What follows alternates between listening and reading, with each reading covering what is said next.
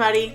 So, I saw some talk on Twitter earlier this month about tattoos, and I don't know if you guys can tell, I have quite a few. So many that I actually had to write a list because I couldn't count them all. I think kind of depending on how you categorize them, I've got about 16 or 17 at the moment. So that's quite a few to talk about, and a lot of them have stories, some of them don't. So I kind of figured I would give a little bit of a crash course into my tattoo history, because people wanted to know. So the first tattoo I ever got, I was 19 years old, fresh off the heels of a terrible breakup, sophomore in college, and my buddy Goody convinced me to go into the city, meaning New York City, to get a tattoo at this place that he knew. I would not recommend or condone these actions, but as I was a very hasty, very did not give a shit kind of 19-year-old, of course I jumped at the bit and went in. I wanted it to be basically three things. I wanted it to be small, easily hideable, and mean something to me.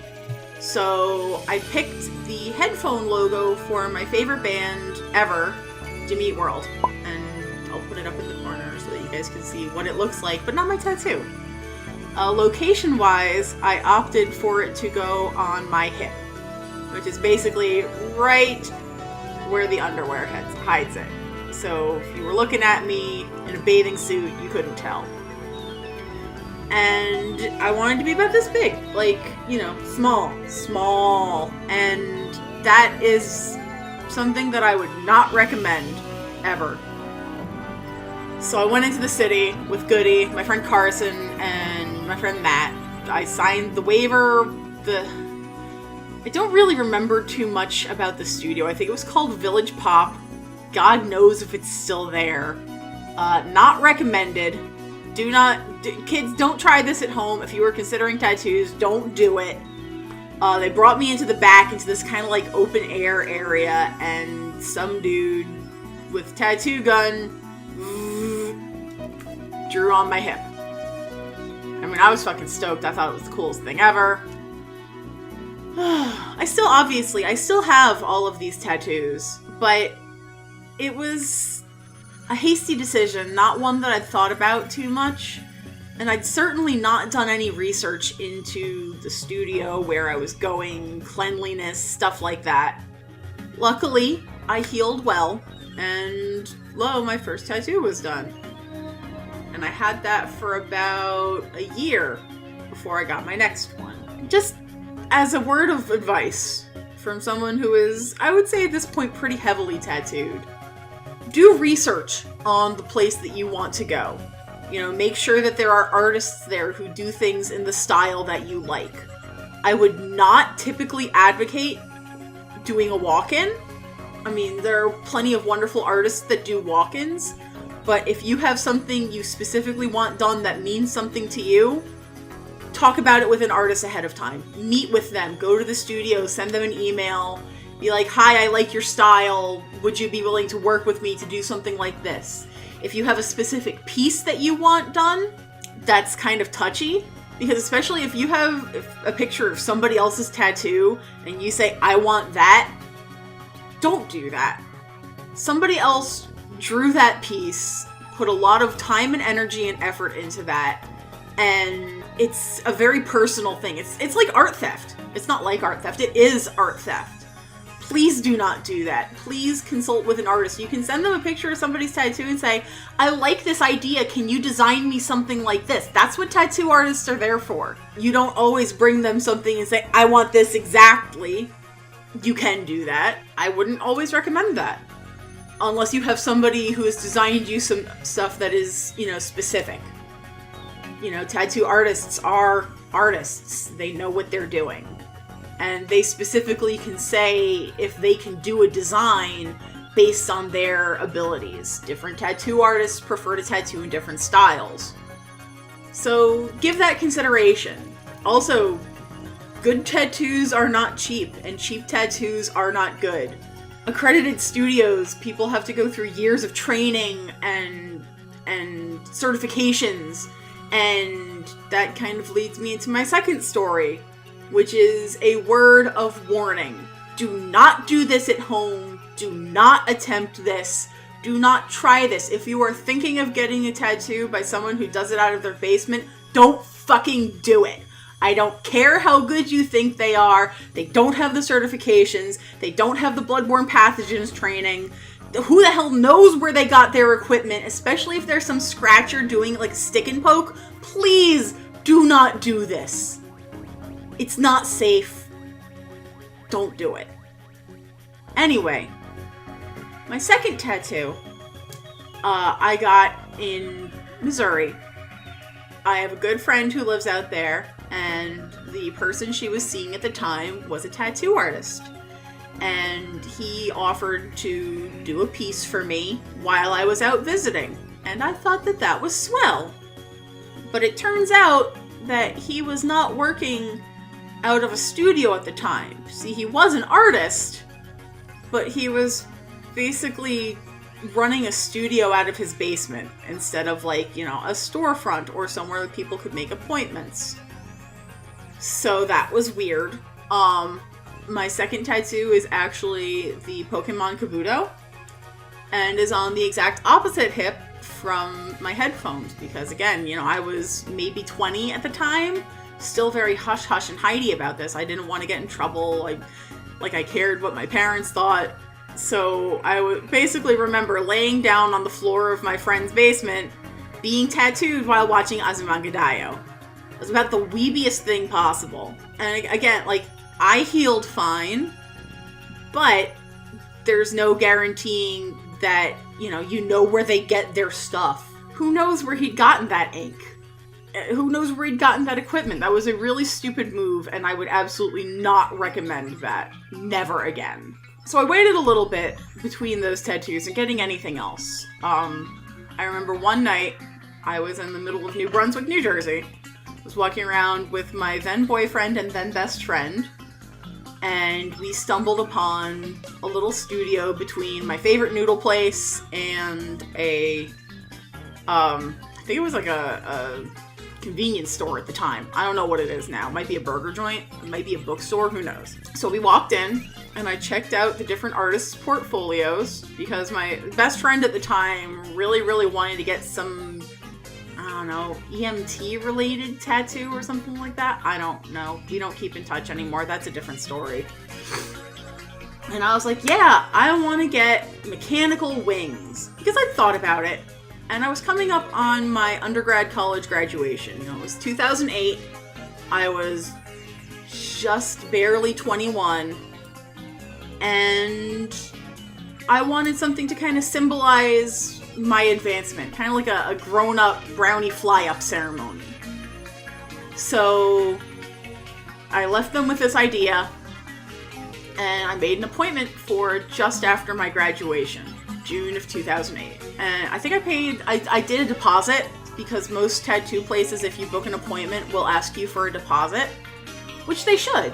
You know, it kind of guarantees that even if you cancel the appointment or run off on them, you know, they're not completely in the red for it. So, best friend at the time flaked on her appointment, which would have been the day before. I remember very distinctly, my sister drove me down to my appointment, and I met my artist. His name's Chuck.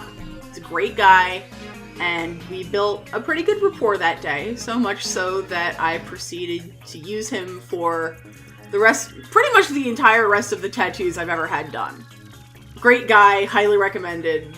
I'll leave a link in the comments. He was so professional about things, and this was unlike any experience I'd ever had. You know, the way my shop is set up is that there's individual booths with doors that close. You can see the sterilization equipment and change the needles.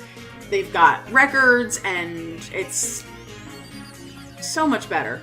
So much better than anything that I had previously experienced. And it was good. I liked it. It came out well. I got a little picture of it up here. This is a couple years old, but it hasn't really changed any. Like, tattoos, they fade at best, but they don't really change too much. But it's special to me. I really like that one. I'm kind of just like going down my list of the ones that I have. I tried to do them in consecutive order because I just have so dang many, you know, and I've gotten all of the stuff that I've gotten done, save for I think 2 pieces since then, have been from Chuck. I trust him with any tattoo I want him to do. Whether it's a piece of my sister's artwork that I want to show off, which I'll talk about in a little bit, or just a concept that he's able to translate into a design. He's fantastic. I love him. And great.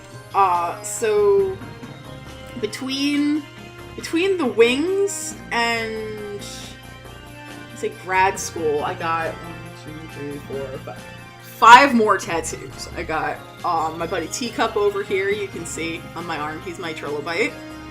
I got the state of New Jersey on my side. I got Sledgehammer on my right thigh. I got the Pokemon Jirachi on my right ankle. And I have a cobra, whom I affectionately call Randy, on the back of my left calf. But the next tattoo I'm talking about is actually, it's a bro tat, I've heard them referred to as, but it's a tattoo that I have the exact same one of as a friend of mine, my good friend Claire. You may have heard me talk about her in the Millionaire episode, but she's my best friend in Scotland, and the first time I was over there visiting her, we decided to get matching lobster tattoos. Again, this is not necessarily something that I would recommend doing. I would recommend you do your own research, but I just kind of blindly trusted Claire to get us an appointment. I'm pretty sure the place that we wanted was a studio called Yankee Tattoo. Who the hell knows if it's there anymore? It was run by an American guy that moved to Scotland, which is why they called it as such. And the dude who tattooed me was this like big Polish dude. Nice guy. I think his name was Raf, which is probably short for something, but who the hell, I wasn't gonna know. And we decided to get matching pink lobsters because we're the Pinky Twins. You know, at the time, we both had the same color pink hair. So I went first. And this guy, you may have heard the phrase heavy-handed when it refers to tattooing. And if you don't necessarily know what that means, it means that they press very heavy on you to deposit the ink deep into your skin. And this guy was super heavy-handed. This one genuinely hurt. You know, tattoos hurt. I'm not going to downplay that. This was not just uncomfortable, it was painful.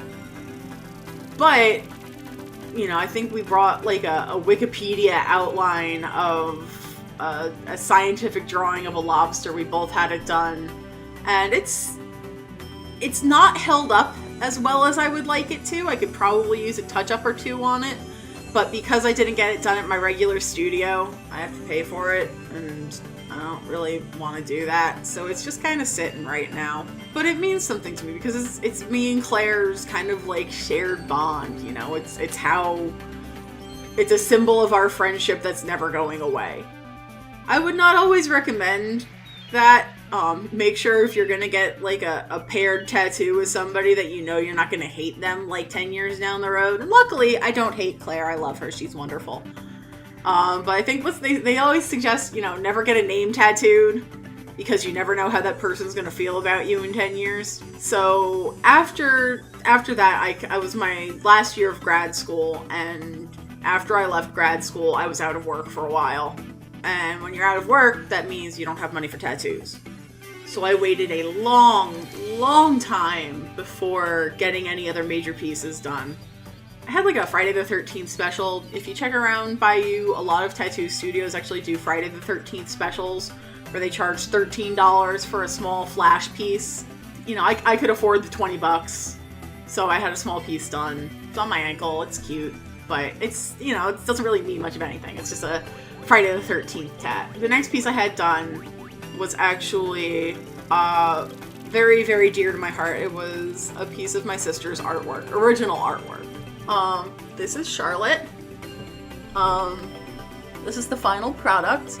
I love her to death. She's actually based on another painting that my sister did, which you can't see. It's on the other side of that one. It's like, that's Karen's art, and then there's another one over here that you guys can't see. It's just out of frame.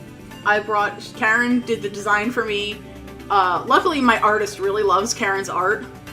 So Chuck and Karen talked about things, and I came in one day, and that took 6 straight hours of basically single needle black work. That is not an experience that I'd recommend for most people. It was incredibly painful, but the final outcome was absolutely worth it. It's perfect. It's beautiful. I get compliments on her all the time. I treasure her. It's a connection to my sister. And I don't know if you guys have been able to tell, but my sister is kind of my best friend. She's everywhere. She's actually not in this video because I wanted to film it by myself. My most recent piece, and it's been about a year since I've had any work done because I've been out of work. But my most recent piece is my girl Medusa. Again, this is Karen's artwork. And you can see, she's got links in the description down to her Facebook page, but I'll probably drop one to her Etsy as well. You can always convo her if you like her style and are interested. I think she does tattoo commissions. But this was another 2-step. I had the outline done, and then a couple months later I went in and had the color done. And she's absolutely beautiful. Like, I love her to death. Let me see if I can get a good shot of her. Yeah, there we go. But my favorite is this little guy right here. I call him the blep snake, because all you can see is like his little snoot and he's just going bleh. I love blep snake. I have plenty of other plans for tattoos. I have a plan for, there's a different artist, I know, hush hush, that I've been seeing their artwork lately, and I've been wanting to work with them. They actually work out of the same studio that I get all of my piercings at. And I have a concept that I want to propose to her for something that I'd like to put on my forearm here. I have additional Pokemon tattoos planned. Just other things like that. I actually have tattoos that I need to get finished that look fine right now, but I've got a series of Death's Head moths on the backs of my backs of my thighs that are unfinished at the moment, and I just haven't had the money to have them taken care of and finished. But if you're looking for tattoo recommendations in New Jersey, hit your girl up. I can suggest some great people. But just, if you are considering getting a tattoo for yourself, please do your research. That's all I want to recommend. You know, make sure that the person who will be doing your tattoo is like certified and knows what they're doing, because for every fabulous, fantastic, beautiful tattoo out there that you see, there's about 20 shit ones. And I just want to make sure that you get what you want instead of close to what you want, or kind of sorta what you want. No, do your research, find somebody you think can do it, talk to the artist, and make a deal. So like I said, if you have any more questions about tattoos, be glad to answer. Let me know in the comments down below. If you liked what you saw, drop a like, leave me some more comments, and if you really liked it, drop that subscribe button. I've got a couple more, I like telling stories of stuff that I've done, so I'll be glad to entertain them. Someday maybe I'll even talk about my piercings. But until then, I hope you guys have a great day, and I will see you in the next video. Later.